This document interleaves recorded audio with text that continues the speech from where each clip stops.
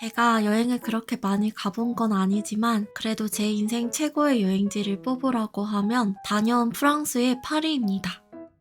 제 인생 첫 여행지이기도 해서 더욱 의미가 있기도 했겠지만 정말 이때 보았던 풍경, 건축물, 작품, 그리고 이때 느꼈던 프랑스 그 자체의 분위기는 여전히 저에게 강렬하게 남아있어요.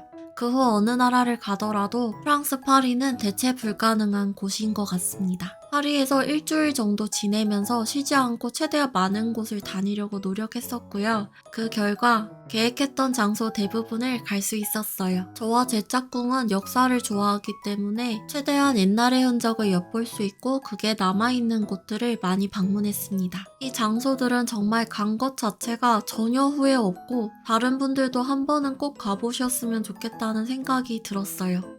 제가 여행 갔을 당시에 영상을 올리기는 했는데 거의 그냥 올리다만 수준이었습니다. 제 귀차니즘이 제일 고질적인 문제이지만 사실 이 방대한 걸 어떻게 올려야 할지 잘 모르겠는 거예요. 그래서 눈앞이 깜깜해서 방치해둔 것도 있습니다. 이번에는 좀 그때 여행을 리마인드하면서 또 혹시나 나중에 여행을 계획 중이신 분들께 도움이 되었으면 좋겠다는 생각으로 만들게 되었어요. 이번 영상에서 소개할 곳은 단연 파리의 대표적인 상징물 에펠탑과 개선문입니다. 그냥 봐도 멋있는 건축물이지만 여러 각도에서 볼 수 있는 그 스팟들을 알려드리겠습니다. 첫 번째, 트로카데로 광장. 에펠탑을 전망하는 대표적인 장소입니다. 마르스 광장을 등지고 있어 뒤로 건물이 거의 없다 보니 탁 트인 전망에 에펠탑이 주인공처럼 우뚝 서 있는 것을 볼 수 있습니다. 여기 여행 가기 전에 주의사항으로 소매치기가 많다, 팔찌 강매가 많다 이런 얘기를 들었었는데요. 저희 갔을 때는 그냥 노점상 정도만 있었습니다. 그래도 일단 해외에서는 조심조심. 여기서 사진 다들 굉장히 많이 찍으시더라고요. 저도 사진 열심히 찍었어요. 트로카데로 광장 자체는 회색회색한 느낌이기 때문에 낮에 보는 것보다는 좀 더 하늘이 여러 색깔이 섞였을 때나 밤에 야경을 보러 사람들이 많이 방문하는 거를 볼 수 있었습니다. 정각마다 반짝이는 조명이 5분 정도 켜지는데요. 탁 트인 전망에서 혼자 반짝이는 에펠탑은 아주 낭만적입니다. 이때 딱 사진 찍어주면 정말 멋있습니다. 두 번째, 마르스 광장. 트로카데로 광장 반대편에 위치한 마르스 광장 역시 에펠탑을 조망하기 좋은 곳입니다. 특히 마르스 광장은 사람들이 산책을 하거나 잔디 위에 돗자리를 펼쳐두고 맥주를 먹는 낭만적인 곳이라 트로카데로 광장과 비교했을 때 좀 더 자연스러운 그런 분위기가 느껴졌습니다. 마르스 광장의 푸르른 잔디에서 하늘색과 핑크색이 조화된 하늘을 배경으로 노랗게 물든 에펠탑이 반짝이는 모습은 왜 에펠탑이 파리의 상징이 되었는지를 알 수 있었습니다. 세 번째, 다리 옆쪽에서 생강과 에펠탑을 함께 바라보는 전망. 트로카데로 광장에서 이에나 다리 쪽으로는 생강을 따라 길이 나 있는데요. 여기도 아주 사진 스팟입니다. 다리 옆쪽에서 생강과 에펠탑을 함께 바라보는 전망이 더욱 좋았습니다. 여기 다녀오고 나니까 방송 같은 데서 여기 나오면 아, 그쪽이네 하고 바로 알 수 있었던 스팟이었습니다. 그만큼 많이 가는 곳이기도 하고 사진도 정말 잘 나와요. 네 번째, 이에나 다리. 쭉 걷다 보면 이에나 다리가 나옵니다. 여기서는 생강을 마주보며 에펠탑과 사진을 찍을 수 있는 곳이에요. 여기도 사진 스팟으로 정말 유명한 곳이기 때문에 줄 서서 사진을 찍기도 합니다. 저도 물론 찍었습니다. 여행 가기 전에 서치를 막 해보잖아요. 생강이 더럽다는 얘기를 종종 보았는데 실제로 보니까 더럽다는 느낌은 없었고요. 그 일렁거림과 물살이 좀 다른 느낌을 받았습니다.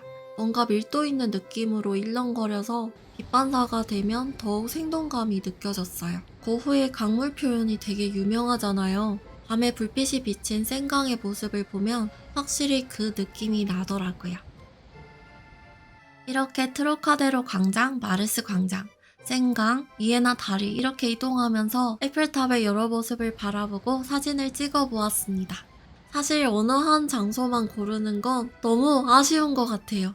사람마다 아름답다고 느끼는 장소가 다 다를 것 같기 때문에 이렇게 산책 겸 걸어보시면서 사진 찍어보시는 걸 추천드립니다. 저희는 샹젤리제 거리에서 개선문으로 향했습니다. 뮤지엄 패스 많이 끊으실 텐데요. 이게 있으면 개선문도 예약만 하면 공짜이고 개선문 위로도 갈 수 있어요. 에토알 개선문은 나폴레옹 1세가 1806년 아우스터리츠 전투를 승리한 뒤에 프랑스 군대의 모든 승리를 기념하기 위해 만든 건축물이라고 합니다. 에토알 개선문은 승전의 상징으로 만든 건축물이라 그런지 아주 웅장한 매력이 느껴지는 곳입니다. 특히 방사형 도로의 정중앙에 우뚝 서 있는 모습은 그 웅장함을 훨씬 강하게 느끼게 해줍니다. 또 자세히 보시면 정말 아름다운 건축물이기도 한데요. 아치형의 입구 양옆 기둥에 위치한 거대한 조각상들과 그 윗부분에 전투를 그린 섬세한 조각들은 웅장함 속에서 아름다움이 느껴지게 하는 아주 매력적인 요소 중 하나입니다. 개선문은 파리 최대의 번화가인 샹젤리제 거리와 연결이 되어 있는데요. 백화점 한 칸으로 자리 잡은 루이빅토, 디올 같은 명품관들이 특색 있는 건물 하나하나로 구성되어 있기 때문에 개선문을 구경하면서 한번 걸어보는 것도 추천드립니다. 개선문을 자세히 보면 건물 위에 사람들이 다니는 것을 볼 수 있는데요. 개선문의 꼭대기에는 파리를 조망할 수 있는 전망대가 있습니다. 지하 통로를 통해 개선문으로 가면 개선문의 아치문 아래로 이동할 수가 있습니다. 개선문 아래에는 프랑스의 승전보들과 지휘관들의 이름이 적혀 있다고 합니다.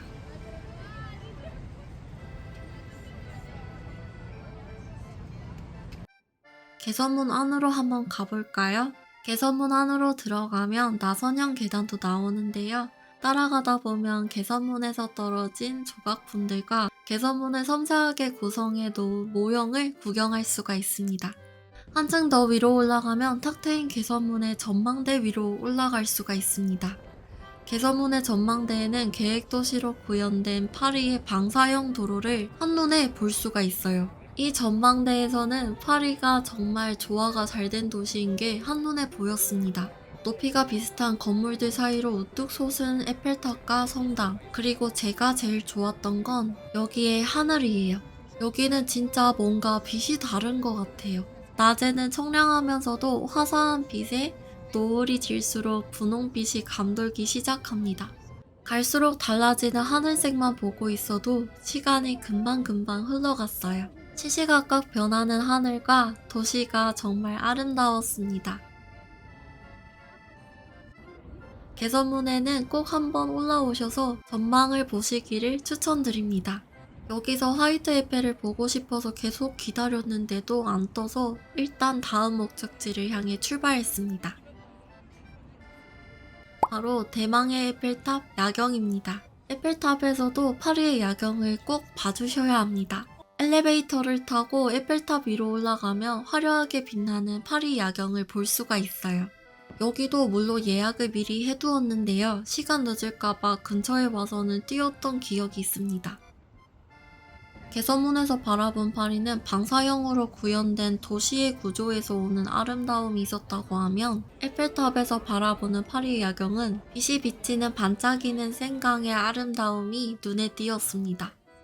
우리나라의 경우 야경이라고 하면 좀 더 색깔이 더 많이 섞인 야경이잖아요. 전광판 색깔도 그렇고 파란색, 초록색, 빨간색이 굉장히 좀 섞인 느낌인데 여기는 은은한 노란빛 조명이 베이스가 되면서 주요 도로, 생강, 다리, 건축물들이 먼저 균형을 잡아주기 때문에 반짝이는 야경을 보고 있으면 정말 아름답다는 생각이 절로 듭니다.